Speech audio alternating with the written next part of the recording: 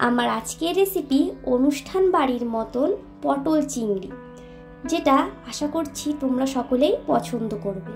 চলো তাহলে দেখে নেওয়া যাক আজকের রেসিপি আমি কিভাবে বানাই। এখানে আমি 1 কাপ মতন সর্ষের তেল গরম করতে দিয়েছিলাম। তেলটা গরম হয়ে গেলে এর ভেতরে দিয়ে দেব আগে থেকে লবণ হলুদ মাখানো চিংড়ি মাছ। চিংড়ি মাছগুলোকে একটু লাল লাল করে ভেজে নেব।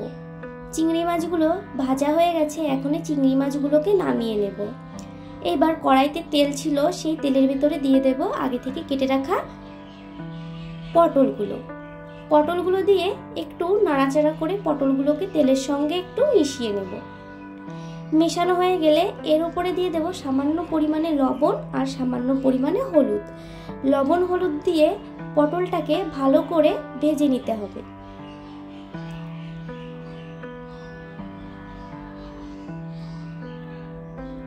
পটলগুলো ভাজা হয়ে গেছে, এখন পটলগুলোকে নামিয়ে নেব। এইবার কড়াইতে দিয়ে দেব আগে থেকে কেটে রাখা আলুগুলোকেও নাড়াচাড়া করে নেব একটু তেলের সঙ্গে।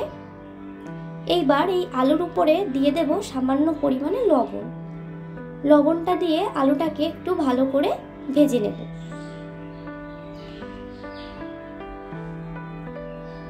আলুগুলো লাল লাল করে ভাজা হয়ে গেছে, এখন আলুগুলোকে অন্য একটা পাত্রে নামিয়ে নেব। কড়াইতে তেল ছিল, সেই তেলে দিয়ে দেব একটা তেজপাতা, 1/2 চামচ জিরে আর 2টো ছোট সাইজের পেঁয়াজ কুচি করে নিয়েছি, সেই কুচি করা পেঁয়াজ। এবার এইটাকে একটু নাড়াচাড়া করে নেব। নাড়াচাড়া করা হয়ে গেলে এর ভেতরে দিয়ে দেব 1/2 চামচ আদা রসুন বাটা, 1 চামচ লঙ্কা বাটা। এই উপকরণগুলোকে নাড়াচাড়া করে একটু ভালো করে কষিয়ে নিতে হবে। একটু কষানো হয়ে গেলে এর ভেতরে দিয়ে দেব 1 চামচ মতন পোস্ত বাটা। এবার পোস্ত বাটাটা দিয়ে মশলাটাকে একটু নাড়াচাড়া করে নিতে হবে। এইবার এর ভেতরে দিয়ে দেব সামান্য পরিমাণে লবণ আর 1/2 চামচ হলুদ। এবার এটাকে আর একটু নাড়াচাড়া করব। মশলাটা যখন তেল ছেড়ে দেবে তখন এর ভেতরে দিয়ে দেব আগে থেকে ভেজে রাখা আলু আর পটল। এই উপকরণগুলো মশলার সঙ্গে একটু ভালো করে নাড়াচাড়া করে মিশিয়ে নেব। মেশানো হয়ে গেলে দিয়ে দেব পরিমাপ মতন জলটা দিয়ে একটু নাড়াচাড়া করে রেখে দেব জাল হওয়ার জন্য। যখন জলে জাল উঠতে শুরু করে দেবে তখন এর ভেতরে দিয়ে দেব ভেজে রাখা চিংড়ি